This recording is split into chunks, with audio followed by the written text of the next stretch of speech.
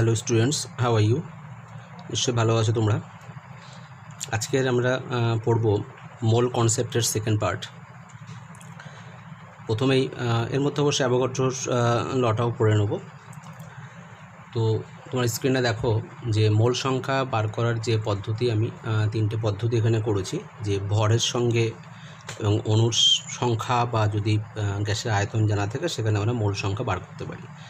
যে কোনো নিউমেরিক্যালস মানে যে অঙ্কগুলো থাকে তাতে মোল সংখ্যা সাধারণত বার করতে হয়, বা বিভিন্ন যে ব্যাখ্যামূলক প্রশ্ন সেখানেও মোল সংখ্যা বার করাটা খুব দরকার হয়। তো এখানে আমরা মোল সংখ্যা বার করার তিনটে পদ্ধতি লিখেছি। প্রথম দেখো, মোল সংখ্যা n ইকুয়ালস টু প্রদত্ত ভর বাই আণবিক ভর। যে কোনো ভর যা দেওয়া থাকবে কোনো একটা পদার্থে, তাকে আমরা তার আণবিক ভর দিয়ে ভাগ করব, অর্থাৎ n equals to w by m। এটা থেকে আমরা কিন্তু পেয়ে যাব মোল সংখ্যা। আবার মোল সংখ্যা বার করতে পারি আমরা অণুর সংখ্যা থেকেও। অণুর সংখ্যা যদি আমরা জানতে পারি, তাকে অ্যাভোগাড্রোর সংখ্যা দিয়ে যদি ভাগ করি তাহলেও কিন্তু মোল সংখ্যা পাবো, অর্থাৎ n equals to capital N by n0। এখানে n0 মানে অ্যাভোগাড্রোর সংখ্যা, আর n হচ্ছে যে কোনো একটা অণুর যে কোনো সংখ্যা। আরেকটা হচ্ছে মোল সংখ্যা বার করতে পারি আমরা গ্যাসের আয়তন থেকে। সেক্ষেত্রে কি করতে হয় না, STPতে কোনো গ্যাসের যা আয়তন দেওয়া থাকবে তাকে আমরা 22.4 লিটার দিয়ে ভাগ করব। এখানে গ্যাসের আয়তনটাকে লিটারে করে নিতে হবে, তাকে 22.4 লিটার দিয়ে ভাগ করব। যদি থাকে মিলিলিটার, তাহলে কি করব আমরা 22,400 ml অর্থাৎ 22,400 মিলিলিটার দিয়ে ভাগ করব।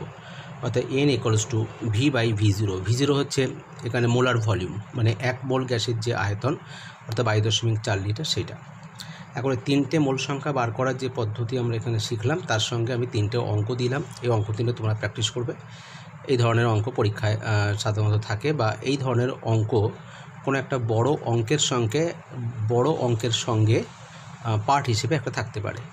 তো এইগুলো শিখতে হবে। যে প্রথমে আমি সেই একই রকমভাবে ভর দিয়ে মোল সংখ্যা বার করার নিয়ম, অণুর সংখ্যা দিয়ে মোল বার করার নিয়ম এবং গ্যাসের আয়তন থেকে মোল সংখ্যা বার করার নিয়ম আমরা এখানে পড়লাম। এইভাবে তোমাদের শিখতে হবে, বাড়িতে প্র্যাকটিস করবে। এরপরে যেটা পড়তে হবে যে ঘনত্ব। তোমরা ঘনত্ব পড়েছো। এখানে আমরা ঘনত্ব পড়ব। তিন রকমের ঘনত্ব আছে। একটা হচ্ছে প্রমাণ ঘনত্ব অর্থাৎ অ্যাবসলিউট ডেনসিটি, যেটা আমরা পড়ে এসেছি, সেটাই হচ্ছে পরম ঘনত্ব। আর প্রমাণ ঘনত্ব হচ্ছে নর্মাল ডেনসিটি। আর একটা ঘনত্ব আছে বাষ্প ঘনত্ব বা ভেপার ডেনসিটি। বাষ্প ঘনত্বকে কিন্তু মনে রাখবে আপেক্ষিক ঘনত্ব বলা হয়। বাষ্প ঘনত্বের আরেক নাম আপেক্ষিক ঘনত্ব। এই তিন রকমের ঘনত্ব এখানে আমরা পড়ব। তো প্রথমে যেটা আছে এখানে দেখবে প্রমাণ ঘনত্ব।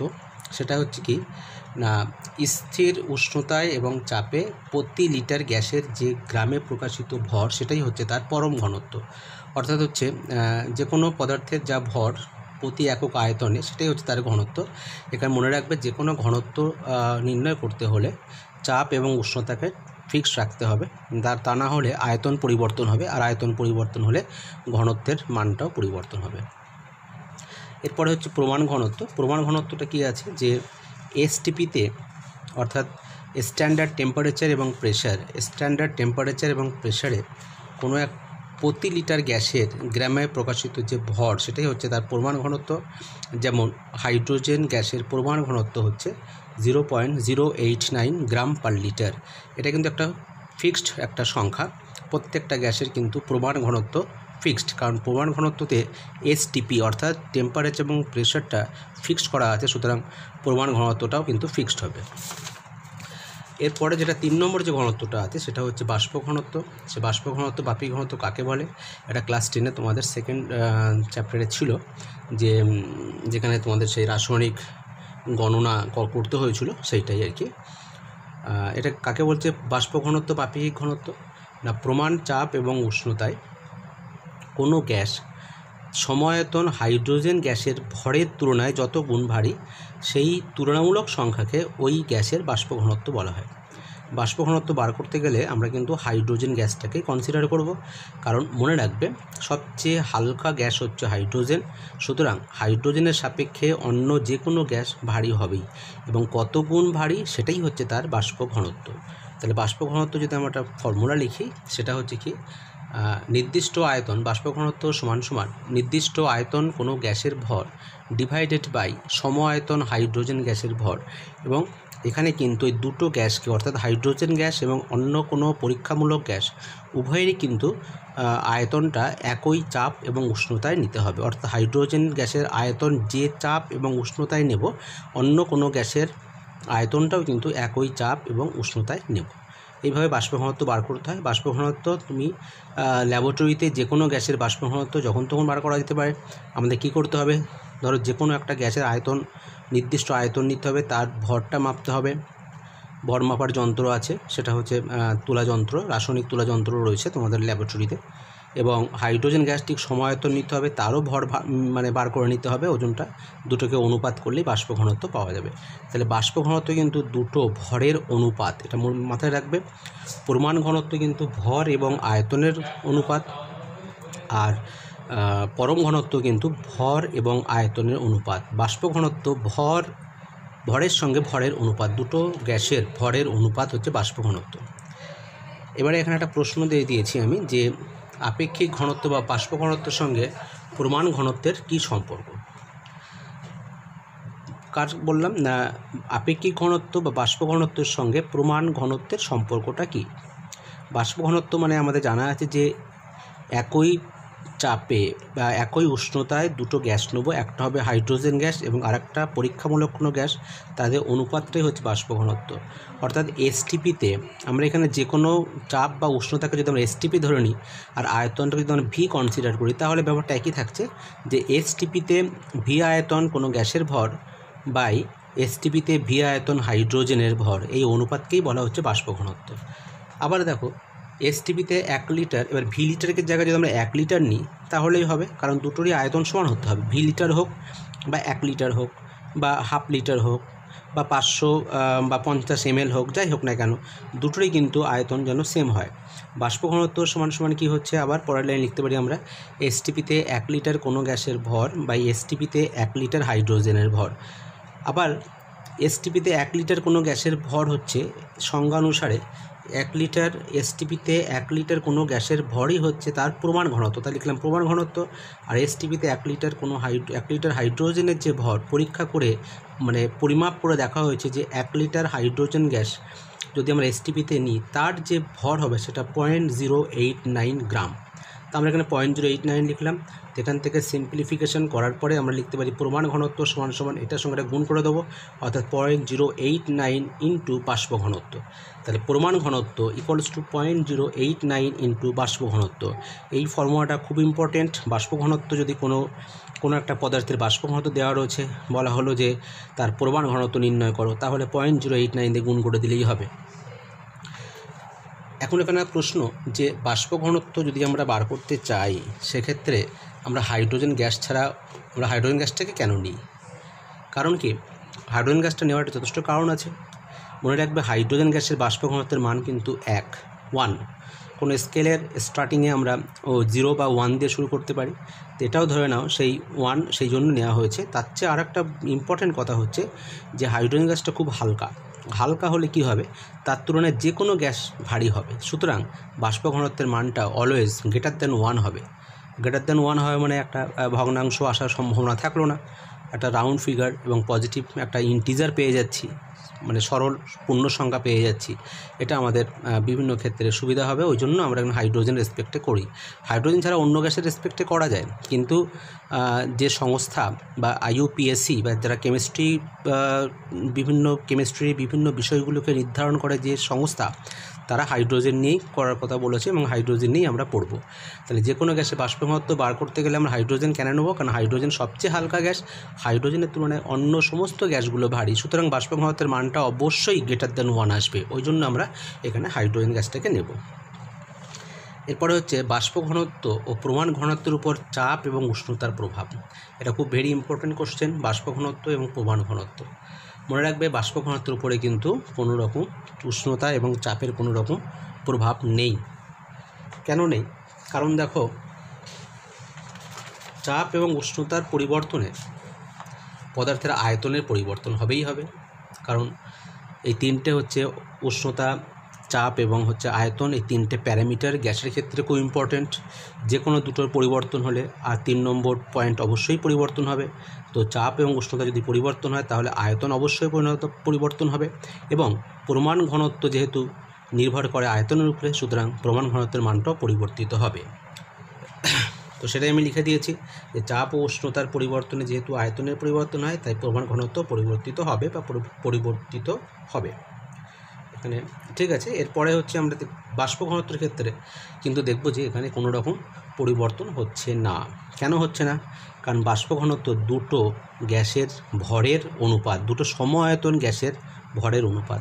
সুতরাং দুটোই যদি গ্যাসের আয়তন যদি সেম হয়, উষ্ণতা বাড়াই বা কমাই, তাহলে দুটোর ক্ষেত্রে একই রকমভাবে ওদের পরিবর্তনটা ঘটবে। অর্থাৎ আয়তনটা উষ্ণতা কম বা বেশি হোক, যাই হোক না কেন, চাপ বেশি হোক বা কম হোক, যাই হোক না কেন, দুটোরই গ্যাসের আয়তন সমানভাবে পরিবর্তিত হবে।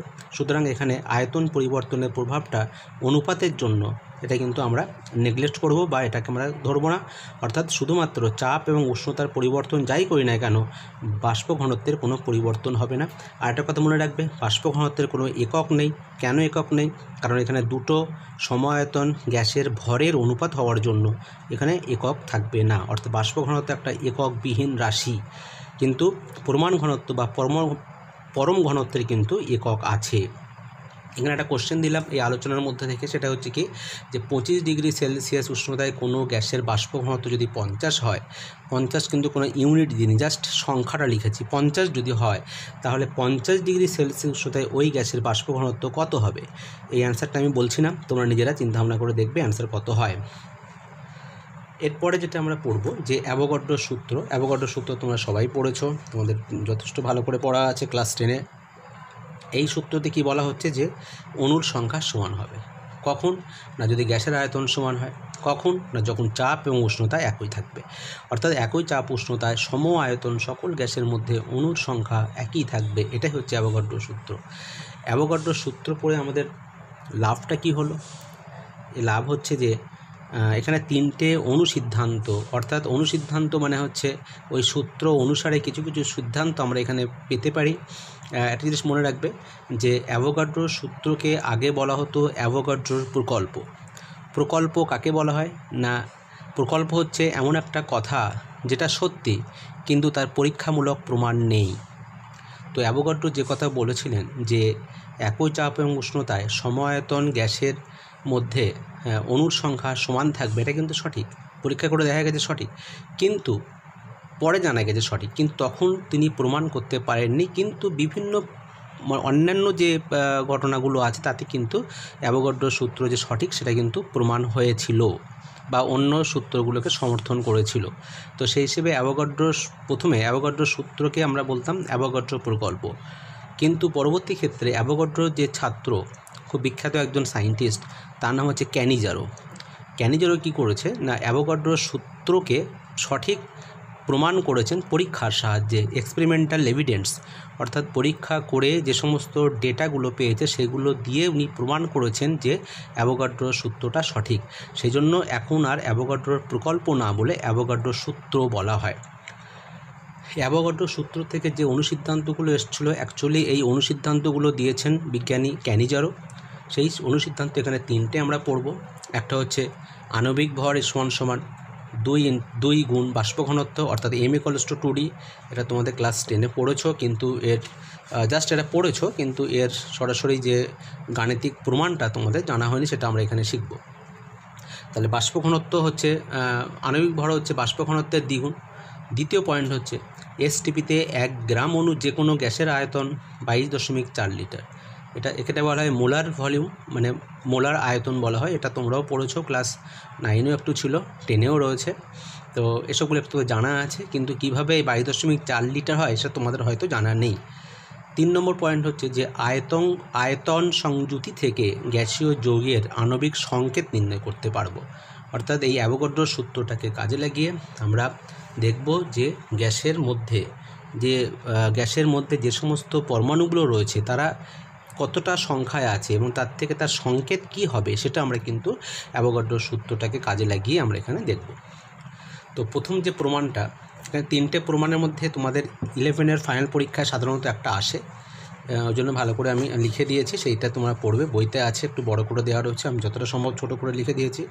এটা কি হচ্ছে দেখো, প্রথমে এই প্রমাণগুলো করতে গেলে বাষ্প ঘনত্বের ডেফিনেশন মানে সংজ্ঞাটা লিখতে হবে। আমি এখানে বাষ্প ঘনত্বের সংজ্ঞাটা জাস্ট লিখে দিয়েছি, কিন্তু এর বিবৃতিটা তোমরা লিখবে, ওই জন্য বাষ্প ঘনত্বের সংজ্ঞা প্লাস দিয়ে লিখে দিয়েছি। তাহলে প্রথমে তোমাকে বাষ্প ঘনত্বের সংজ্ঞাটা লিখতে হবে, যেটা আমি আগে লিখে দিয়েছি সেটা এখানে লিখবে।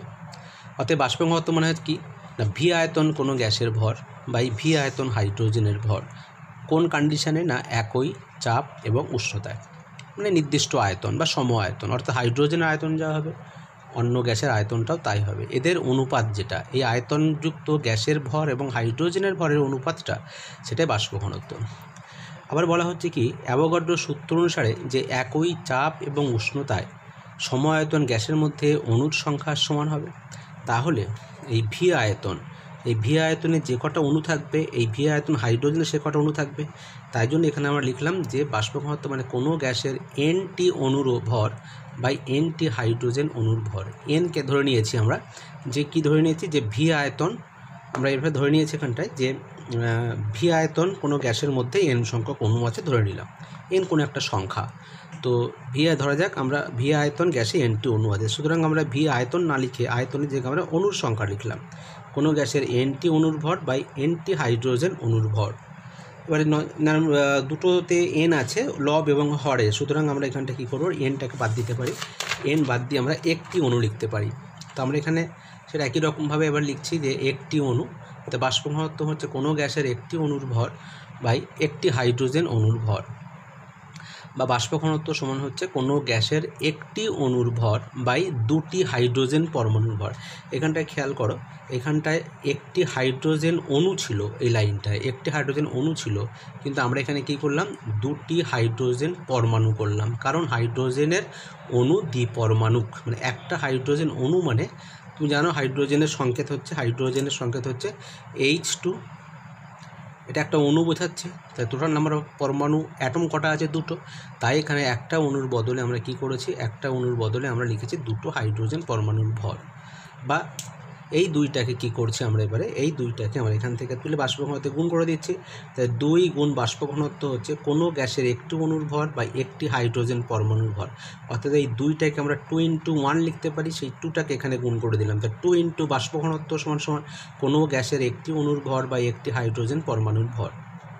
আবার দেখো যে আণবিক ভরের যে সংজ্ঞা যেটা পড়েছো আগে, সেটা হচ্ছে হাইড্রোজেনের সাপেক্ষে কোনো একটা গ্যাসের অণু যতটা ভারী সেটাই হচ্ছে তার আণবিক ভর, অর্থাৎ আণবিক ভর মানে হচ্ছে কোনো গ্যাসের একটি অণুর ভর বা একটি হাইড্রোজেন পরমাণুর ভর, এটাই হচ্ছে আণবিক গুরুত্ব। এটা আণবিক গুরুত্বের সংজ্ঞাতে এই অনুপাতটাই হচ্ছে আছে, এটা হাইড্রোজেনের রেসপেক্টে। পরে তোমরা কার্বনের রেসপেক্টে পড়েছো, অক্সিজেনের রেসপেক্টে পড়েছো, যে কার্বনের একটি পরমাণুর 1/12 তুলনায় যত গুণ ভারী, বা অক্সিজেনের একটি পরমাণুর 1/16 ভাগের তুলনায় যত গুণ ভারী, এইভাবে আণবিক ভরের সংজ্ঞা তোমরা পড়েছো। আবার হাইড্রোজেনেরও কিন্তু হাইড্রোজেন রেসপেক্টেও কিন্তু আণবিক ভর নির্ণয় করা যায়, সেটা হচ্ছে কি না, আণবিক ভর হচ্ছে কোনো গ্যাসের একটি অণুর ভর বাই একটি হাইড্রোজেন পরমাণুর ভর। তো এইটা খেয়াল করে দেখো যে এই অংশটা আর এই অংশটা কিন্তু এক, কোনো গ্যাসের একটি অণুর ভর বা হাইড্রোজেনের একটি পরমাণুর ভর, কোনো গ্যাসের একটি অণুর ভর একটি হাইড্রোজেন পরমাণুর ভর, তাহলে এই দুটো একই জিনিস। তাহলে এইটার জায়গাটাই আমরা কি করব, আণবিক ভর লিখে দেবো। তো তাই আমরা লিখলাম এখানটা পরের লাইনে কি লিখলাম, যে এখানে 2 × বাষ্প ঘনত্ব যা আছে সেখানটায় আমরা লিখলাম ইন্টু আণবিক ভর, 2 × বাষ্প ঘনত্ব সমান আণবিক ভর, বা এটাকে ঘুরিয়ে লিখলাম আণবিক ভর সমান হচ্ছে 2 × বাষ্প ঘনত্ব, অর্থাৎ m সমান 2d। তাহলে এই হচ্ছে প্রমাণটা হয়ে গেল, আণবিক ভর হচ্ছে বাষ্প ঘনত্বের দ্বিগুণ। এটা প্রথম অনুসিদ্ধান্তটা প্রমাণ করা হলো। এরপরে হচ্ছে দ্বিতীয় যে অনুসিদ্ধান্ত রয়েছে, যে এসটিপিতে যে কোনো গ্যাসের আয়তন 22.4 লিটার। এসটিপিতে যে কোনো গ্যাসের আয়তন বলতে এখানে মনে রাখবে, যে কোনো গ্যাস বলে গ্যাসের পরিমাণটা বলতে হবে, কি পরিমাণটা না 1 গ্রাম অণু, যে কোনো গ্যাসের আয়তন 22.4 লিটার, এটা প্রমাণ করব।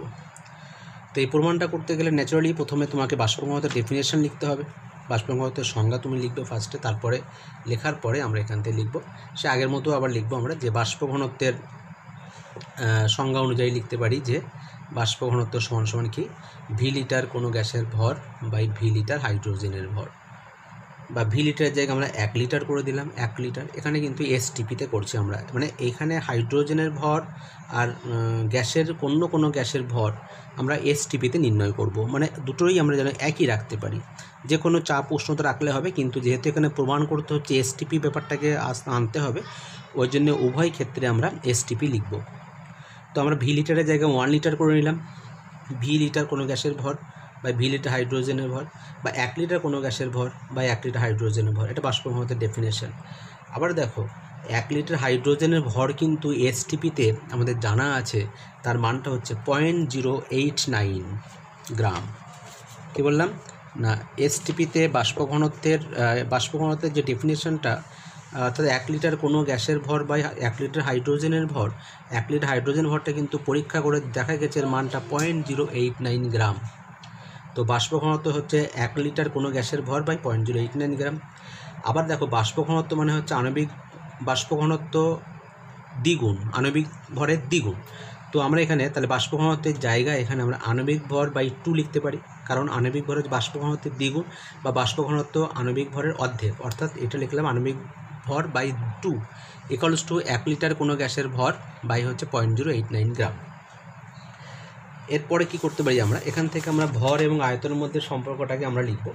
সেটা হচ্ছে কি, ওই কখন থেকে আমরা লিখতে পারি কোনাকুনি গুণ করে, যে এসটিপিতে 1 লিটার কোনো গ্যাসের ভর আণবিক ভর ইন্টু 0.089/2, ঠিক তার পরের লাইন এটা আসবে, কারণ আমরা কোনাকুনি গুণ করে নিলাম 0.089 দিয়ে আণবিক ভর বাই 2 একে গুণ করে দিলাম।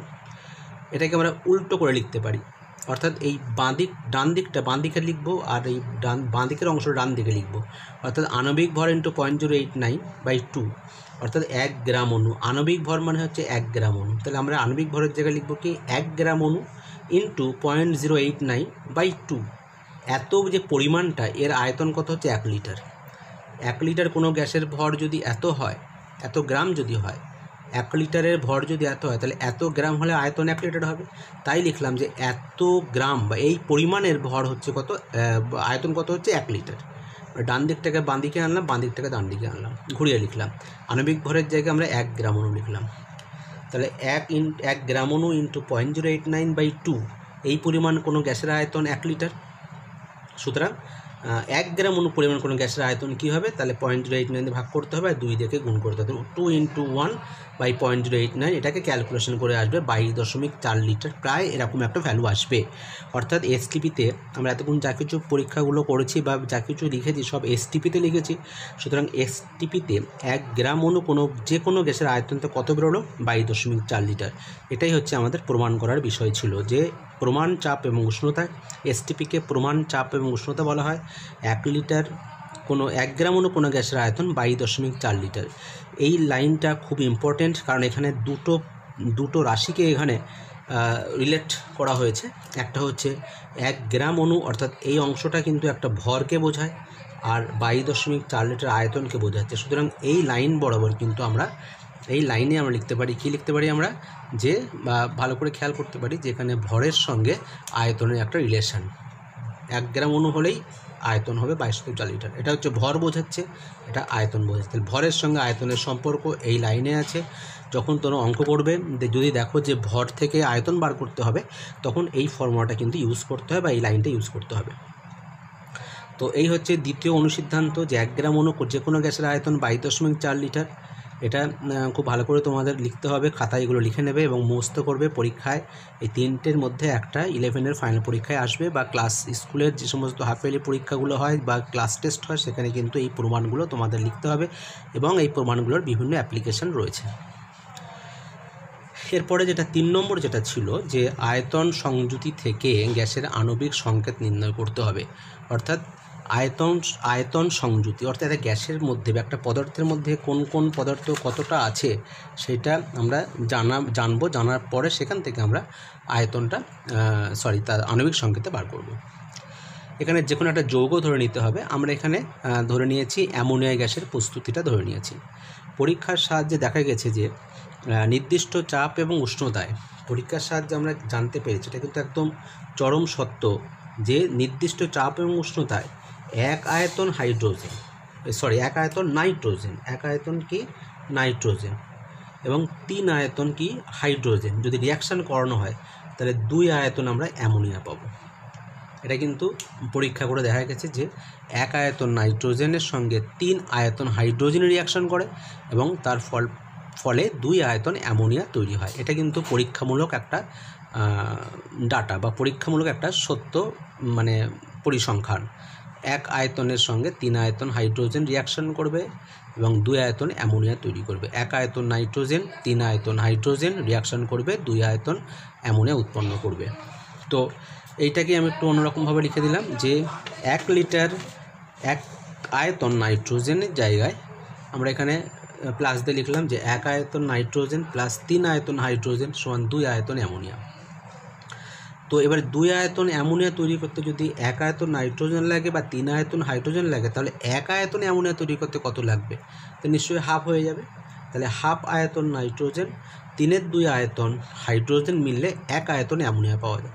আবার বলছি 1 আয়তন নাইট্রোজেন আর 3 আয়তন হাইড্রোজেন যদি রিয়াকশান করে 2 আয়তন অ্যামোনিয়া তৈরি করে, তাহলে 1 আয়তন অ্যামোনিয়া তৈরি করতে গেলে নাইট্রোজেন লাগবে হাফ আর হাইড্রোজেন লাগবে আবার 3/2 মানে 3-এর হাফ, মানে 3/2 বলতে 1.5 আয়তন হাইড্রোজেন লাগবে। এবারে অ্যাভোগাড্রোর সূত্র আমাদের পড়া আছে।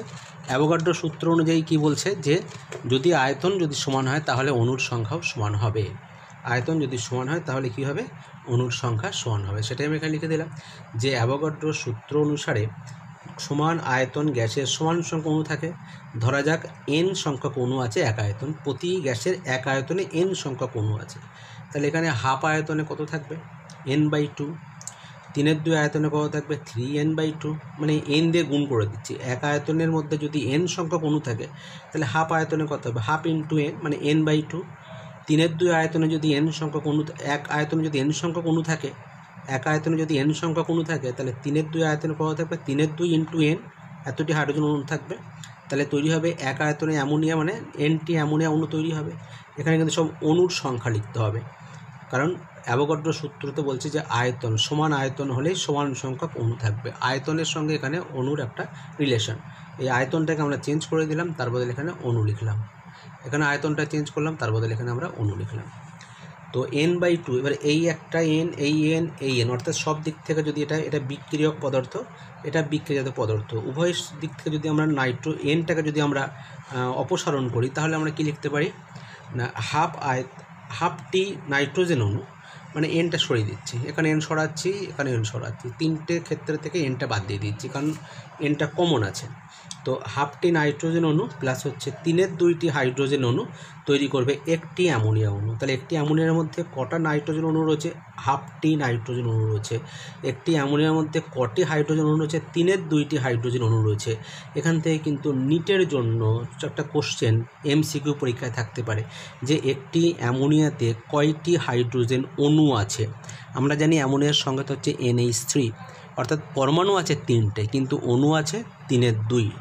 এটা খেয়াল রাখতে হবে, অণুর সংখ্যা। তো এখানে আমরা অণুর সংখ্যাতে নিয়ে গেলাম। এরপরে যেটা আমাদের পরের লাইনে যেটা একটু খুব মূল্যবান একটা কনসেপ্ট, যে নাইট্রোজেন অণু তো আমরা জানি দ্বিপরমাণু, অর্থাৎ নাইট্রোজেন অণুর সংকেত কি? N2। নাইট্রোজেন অণুর সংকেত হচ্ছে N2। এটার মানে হচ্ছে যে একটা নাইট্রোজেন মধ্যে দুটো পরমাণু রয়েছে। তাহলে যেহেতু দ্বিপরমাণু যেহেতু, তাহলে কি লিখতে পারি আমরা যে হাফ অণু নাইট্রোজেন মানে একটি নাইট্রোজেন পরমাণু। একটা অণু যদি হয় তাহলে দুটো পরমাণু হয়, তাহলে হাফ অণু হলে কী হবে? একটা পরমাণু হবে। একই রকমভাবে হাইড্রোজেনের অণুটাও দ্বিপরমাণু, অর্থাৎ একটা হাইড্রোজেন অণু মানে দুটো পরমাণু। তাহলে 1.5খানা হাইড্রোজেন অণু মানে কত? 3টে হাইড্রোজেন পরমাণু। একটা হাইড্রোজেন অণু হলে দ্বিপরমাণু, কত? দুটো পরমাণু আছে, একটা অণুতে দুটো পরমাণু। তাহলে 3/2 মানে 1.5খানা, তাহলে কটা পরমাণু আছে? 3খানা পরমাণু আছে। তাহলে আমরা অ্যামোনিয়ার সংকেত যদি লিখি আমরা, তাহলে আমরা খেয়াল করব যে তার মধ্যে একটা আছে নাইট্রোজেন আর 3টে আছে হাইড্রোজেন। সুতরাং অ্যামোনিয়ার সংকেত সম্ভাবনামূলক যে সংকেত হওয়ার যে সম্ভাবনা সেটা হচ্ছে NH3 এই সংকেতকে বলা হচ্ছে কি? স্থূল সংকেত। সংকেত দুরকম হয়, একটা হচ্ছে স্থূল সংকেত মানে পরীক্ষা করে আয়তন হিসেবে বা শতকরা হিসেবে কোন মৌল কতটা আছে সেইটার উপর বেস করে আমরা যে সরল সংকেত পাই সেটা হচ্ছে স্থূল সংকেত। এই স্থূল সংকেত থেকে কিন্তু আণবিক সংকেত বার করতে হয়।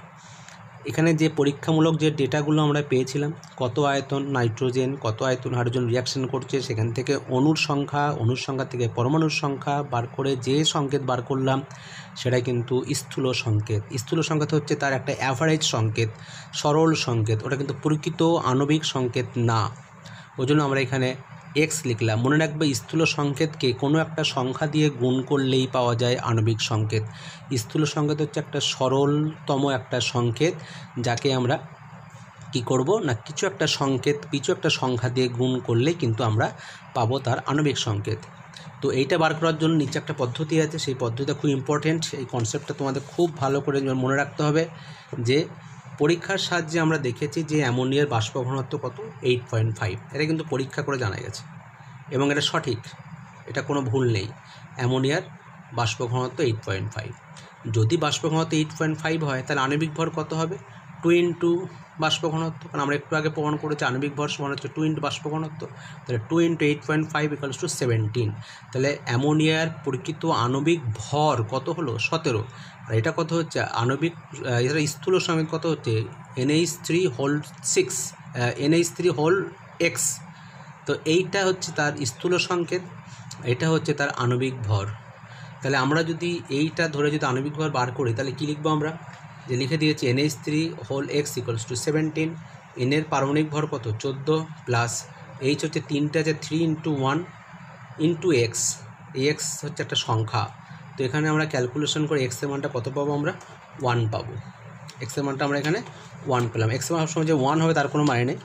তো এখানটায় আমরা সেই হিসেবে যদি এক্সের মান যদি 1 হয় তাহলে আমরা এই অ্যামোনিয়া গ্যাসের যে সংকেত, এই NH3 যেটা ছিল এক্সের জায়গায় 1 বসিয়ে দেবো, তার মানে অ্যাকচুয়ালি NH3 হলো। তাহলে এইটাই হচ্ছে তার আণবিক সংকেত। তাহলে প্রথমে স্থূল সংকেত বার করেছিলাম, স্থূল সংকেত থেকে কিন্তু আমরা স্থূল সংকেত বার করেছিলাম। মনে রাখবে স্থূল অনেক অঙ্ক পরীক্ষায় থাকবে এরকম টাইপের, যে স্থূল সংকেত আগে তোমাকে বার করতে হবে, সেখানে বিভিন্ন মৌলের পরিমাণ দেওয়া থাকবে, সেখান থেকে স্থূল সংকেত বার করে নিতে হবে এবং স্থূল সংকেত বার করে নিয়ে সেখান থেকে বাষ্প ঘনত্বের সাহায্য নিয়ে আণবিক ভর বার করতে হবে। তারপরে সেখান থেকে এক্সের ভ্যালুটা বার করতে হবে।